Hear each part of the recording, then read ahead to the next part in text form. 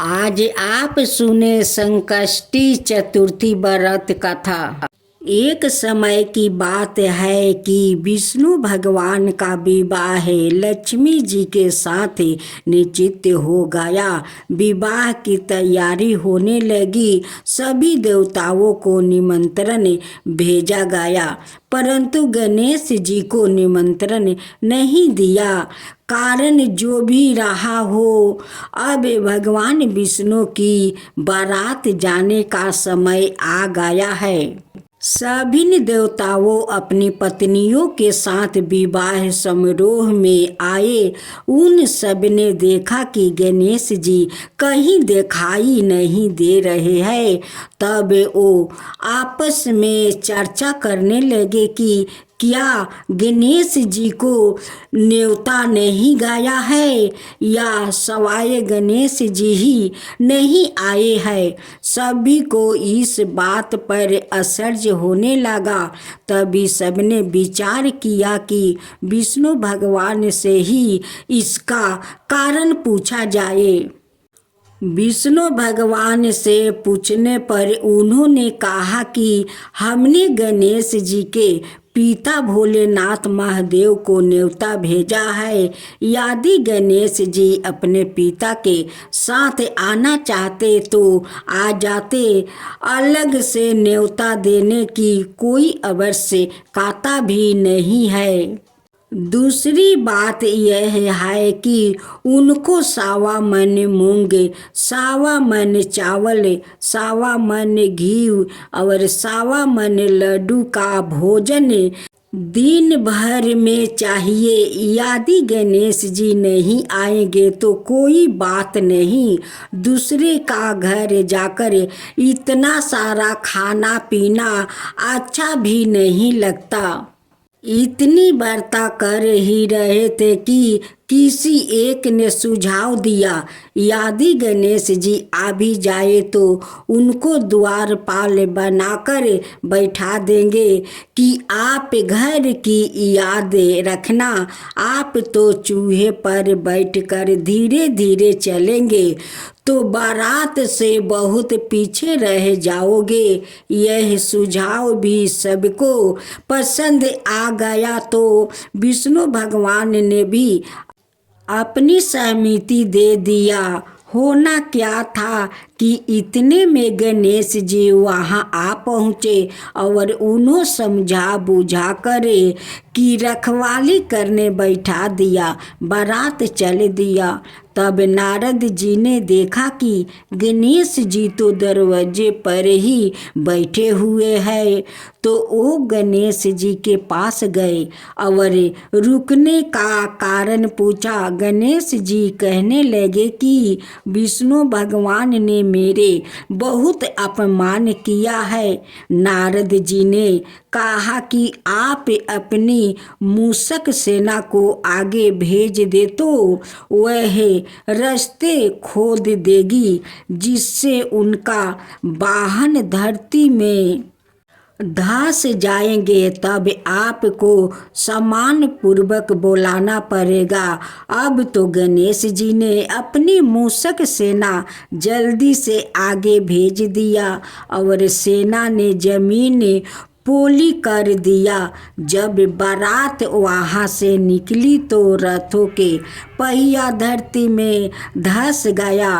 लाख कोशिश करे परंतु पहिया नहीं निकले। सभी ने अपने अपने उपाय किया परंतु पहिया तो नहीं निकले। बलिक जगह जगह से टूट गया। किसी की समझ में नहीं आ रहा था कि अब क्या किया जाए। तो नारद जी ने कहा, आप लोग ने गणेश जी का अपमान करके अच्छा नहीं किया।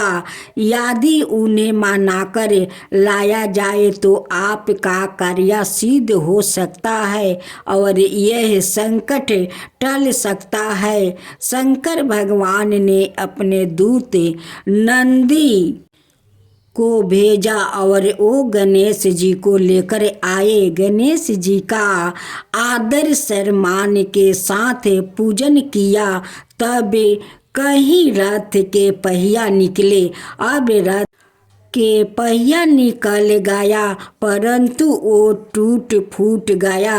तो उन्होंने दूसरे कौने पास के खेत में खेती काम कर रहा था, उसे बुलाया गया। खाती अपना कार्य करने के पहले श्री गणेश नाम कह कर गणेश जी की वंदना मन ही मन करने लगा। देखते ही देखते खाती ने सभी पहियों को ठीक कर दिया। वो खाती कहने लगा कि हे देवताओं, अपने सबर प्रथम गणेश जी को नहीं मनाया होगा और ना ही उनकी पूजन किया होगी, इसलिए तो आपके साथ यह संकट आया है। हम तो मूर्ख अज्ञानी है, फिर भी पहले गणेश जी को पूजते हैं, उनका ध्यान करते हैं। आप लोग तो देवता गण है, फिर भी आप गणेश जी को कैसे भूल गए। अब आप लोग भगवान श्री गणेश जी की जय बोल कर जय तो आपके सब काम बन जाएंगे और कोई संकट भी नहीं आएंगे। ऐसा कहते हुए बारात वहाँ से चल दिया और विष्णु भगवान का लक्ष्मी जी के साथ विवाह संपन्न करवा के सभी सकुल घर लौट आए।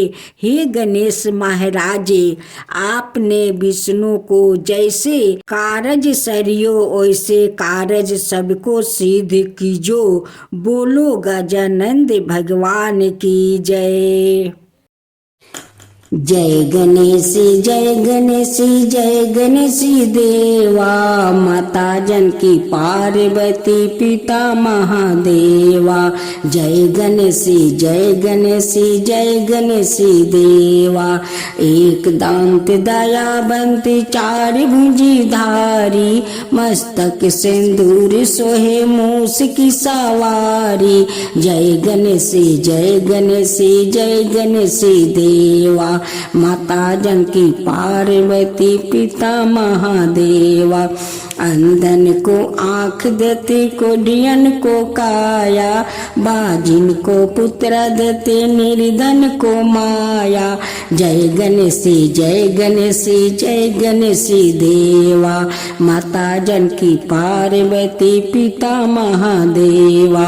हार चढ़े फूल चढ़े और चढ़े मेवा, लड्डुअन का भोग लगे संत करे सेवा। जय गणेश जय गणेश जय गणेश देवा, दीनन की लाज रखो सुबह सुतिवारी, कमना का पूरा करो जग बलिहारी। जय गणेश जय गणेश जय गणेश देवा, सूर्य सायं शरण आए सफल की जो सेवा। जय गणेश जय गणेश जय गणेश देवा, माता जानकी पार्वती पिता महादेवा। जय गणेश जय गणेश जय गणेश देवा, माता जानकी पार्वती पिता महादेवा।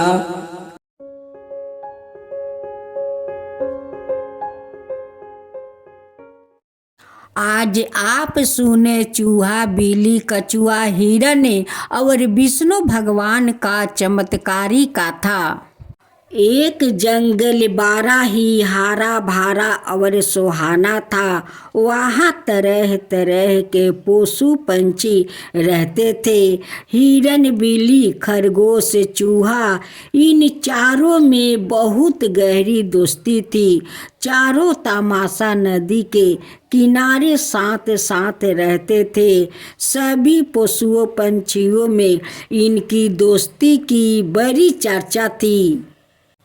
एक दिन अचानक नदी में बाढ़ आ गई। वो चारों दोस्तों नदी के किनारे खड़े थे।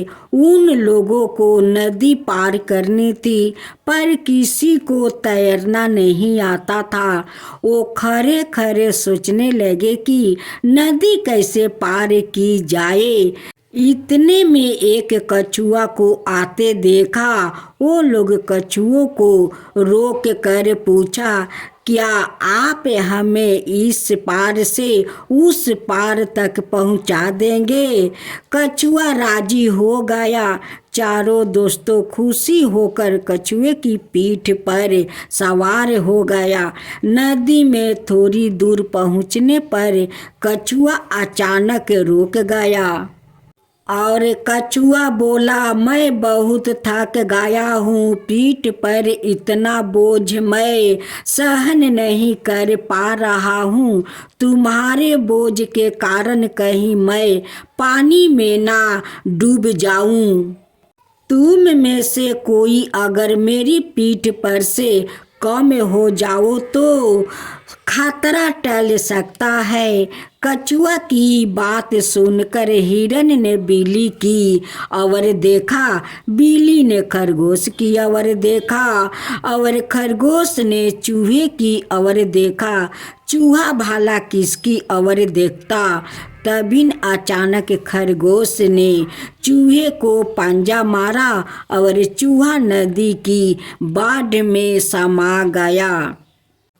अब बचे 3 हिरन, बिल्ली, खरगोश। कछुआ धीरे धीरे आगे बढ़ने लगा। कछुआ दूर आगे चल कर वो फिर रुक गया और बोला, भाई मैं थोड़ा थक गया हूँ, तुम में से अगर एक कम हो जाओ तो काम चल जाएगा। इस बार फिर हिरन ने बिल्ली की और देखा, बिल्ली ने खरगोश की और देखा। तभी बिल्ली ने खरगोश को धक्का दे दिया और खरगोश बाढ़ में गोत खाने लगा। कछुआ की पीठ पर बचे हिरन और बिल्ली उन दोनों को पीठ पर लिए कछुआ चल दिया, लेकिन कुछ कदम चल पाया था कि वो फिर रुक गया और बोला, क्या बताओ भाई, अब भी किनारे तक पहुंचना मेरे लिए मुश्किल हो रहा है। अब बिल्ली ने हिरन की और देखा, किंतु हिरन ने अपने सींगों से बिल्ली को मारा। बिल्ली लड़खड़ा कर गिर गई। किनारा अभी दूर था। चलते चलते कछुआ फिर ठहर गया और बोला, हिरन तुम्हारा बोझ नहीं सहा जाता है। हिरन डर गया और घबरा कर बोला, नहीं नहीं, यह आप क्या कर रहे हो? क्या आपने हम चारों को डूबने के लिए अपनी पीठ पर चढ़ाया था? कछुआ बोला, मैंने तुम्हें चारों को सच्चा दोस्त समझ कर अपनी पीठ पर बैठाया था, पर मुझे क्या मालूम था कि तुम सब अपनी जान बचाने के लिए शरारत से दूसरे के जान के दुश्मन बन जाओगे। अगर तुम सब आपस में एक दूसरे के लिए अपने जान के बलिदान की बात करते तो तुम में से किसी को भी डूबने नहीं देता और खुशी खुशी से चारों को उस पार से उस पार पहुंचा देता। लेकिन तुम सब स्वार्थी हो। यदि तुम सब सच्चे दोस्त होते तो एक दूसरे के संकट में जान देने के लिए तैयार रहते।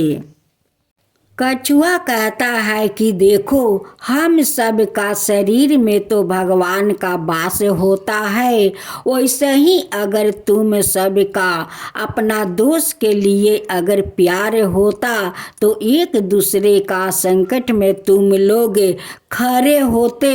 लेकिन नहीं, तुम लोग तो अपने ही दोस्त के दुश्मन बन गया। एक एक करके उसे अगर तुम लोग सच्चे दोस्त होते तो एक दूसरे का हाथ पकड़कर मरने के लिए तैयार हो जाते। लेकिन तुम लोग तो अपने ही दोस्त का दुश्मन बन गया। हिरन कहने लगा कि हे कछुआ भाई, आप मुझे माफ कर दो। आपका सारा बात मुझे समझ में आ गया। आगे क्यों नहीं ये बात समझ में आया? अगर ये बात पहले समझ में आ जाता तो हम अपना दोस्त को मरने नहीं देते।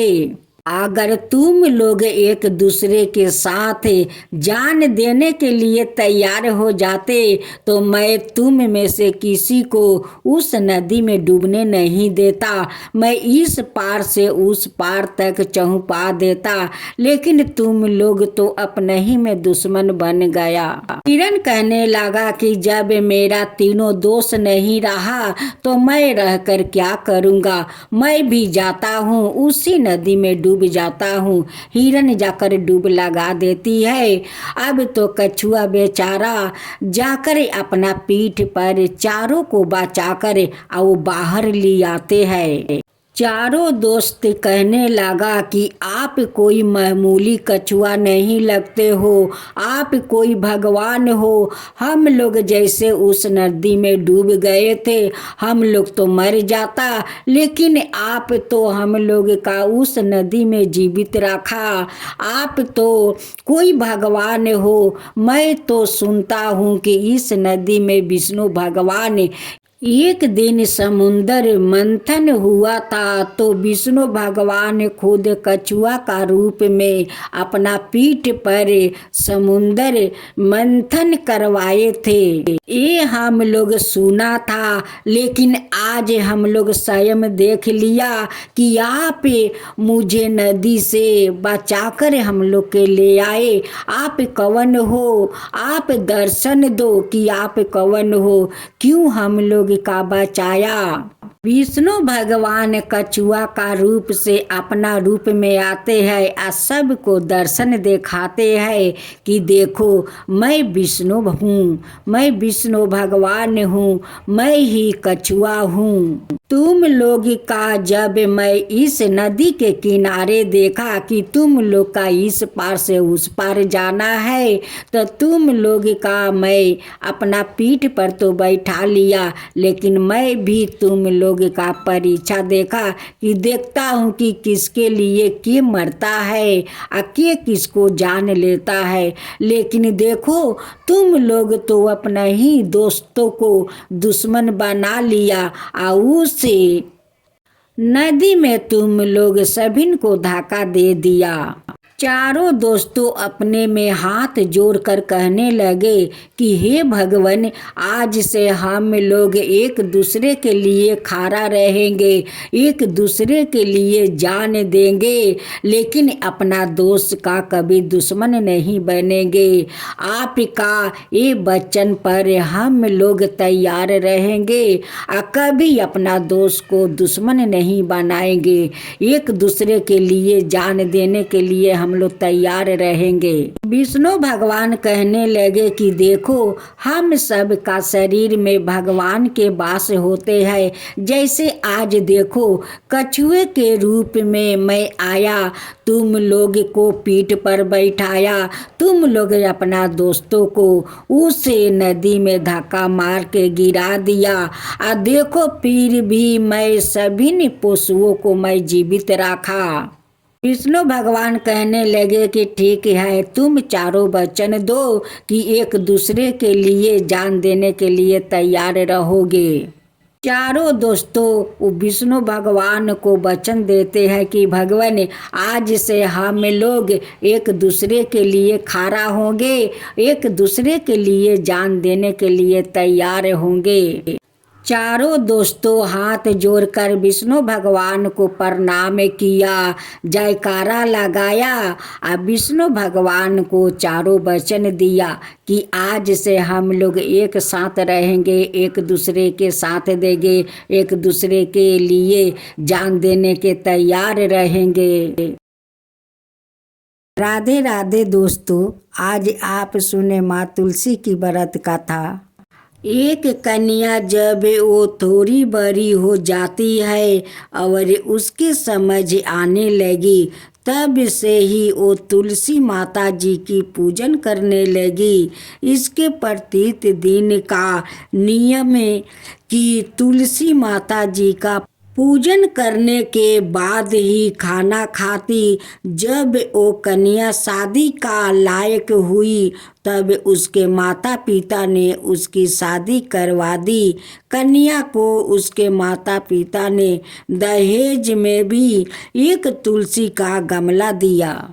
ससुराल में वो प्रत्येक दिन सवेरे उठते ही पूजा करती, फिर उसके बाद ही खाना खाने बैठती। उसकी 2 जेठानियाँ थी, वो दोनों उसका मजाक उड़ाती कि बड़ी नियम धर्म वाली बनती है। उन दोनों को उससे बहुत हिंसा होती थी, इसलिए वो दोनों तुलसी जी का गमला छुपा देती। वो कन्या बड़ी मुश्किल से गमला ढूंढ कर लाती, अच्छे से पूजा करती और फिर खाना खाती। वो गमला ढूंढ कर ले आती तो एक दिन उसकी जेठानी ने गमला ही दूर फेंक दिया। कन्या ने खूब ढूंढा, पर उसे गमला नहीं मिला। वो बहुत ही परेशान हो गई। उस दिन तो उसने खाना भी नहीं खाया। उसका नियम जो था, उस कन्या की सच्ची भक्ति देखकर तुलसी माता उसे बहुत प्रसन्न हो गई और उसके कमरे में तुलसी माता का गमला प्रकट हो गया। अगले दिन सुबह जब वो उठती तो क्या देखती है कि उसके खाट के चारों कोना पर तुलसी माता का गमला आ गया है। यह देख कर वो तो बहुत प्रसन्न हो गई कि अब मेरी तुलसी माता को कोई चुरा नहीं सकेगा। पूजा करने के लिए भी कहीं और जाना नहीं पड़ेगा और कोई मेरी तुलसी माता को फेंक भी नहीं सकेगा। वो तो जल्दी से उठकर स्नान करती है और तुलसी माता की पूजन कर लेती है। अब वो खाना खाने बैठती तो उसकी जेठानियाँ मजाक करने लगी कि लो, देवरानी का नियम धर्म पूरा हो गया। उससे पूछती है कि तुलसी जी की पूजा कर ली क्या? देवरानी धीरे से बोलती है, हाँ कर ली। जेठानिया बोलती है, कहाँ से कर ली पूजा? गमला तो मैं फेंक दिया है।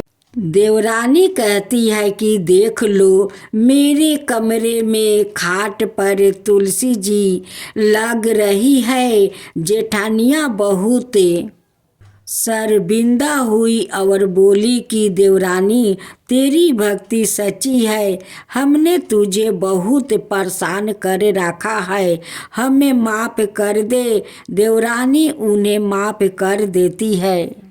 हम भी तुलसी माता जी से यही प्रार्थना करते हैं कि हे तुलसी माता, जैसी कृपा अपने देवरानी पर किया वैसा ही हम सब पर करना। तुलसी माता की जय हो, तुलसी माता की जय हो। एक बुढ़िया थी, उसको तुलसी पूजा करने का नित्य नियम था। वो प्रत्येक दिन खाना खाने से पहले पूजा करती और उसके बाद खाना खाती।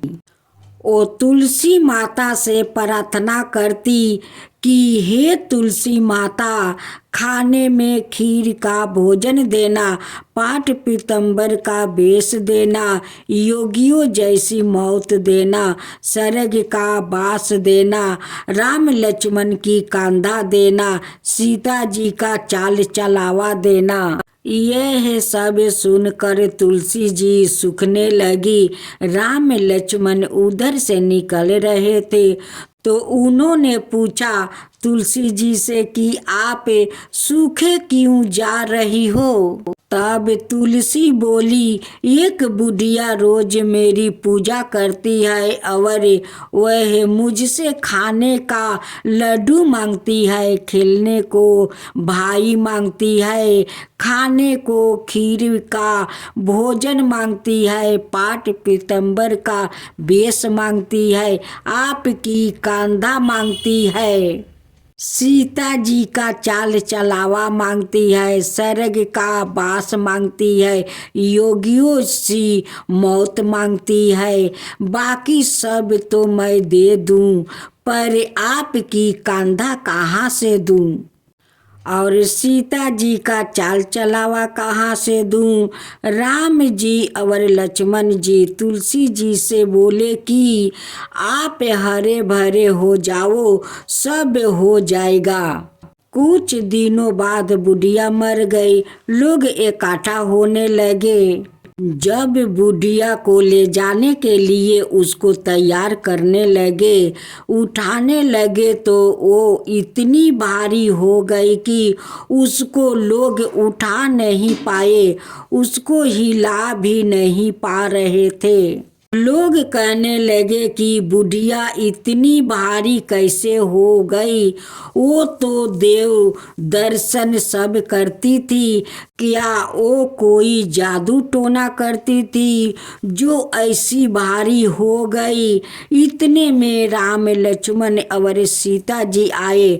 सीता जी ने चाल चलावा किया और राम लक्ष्मण ने कांधा दिया और बुढ़िया तो सदैव बैकुंठ चली गई। हम भी तुलसी माता जी की प्रार्थना करते हैं, हे तुलसी महारानी, जैसे उस बुढ़िया पर कृपा किया वैसे सब पर करना।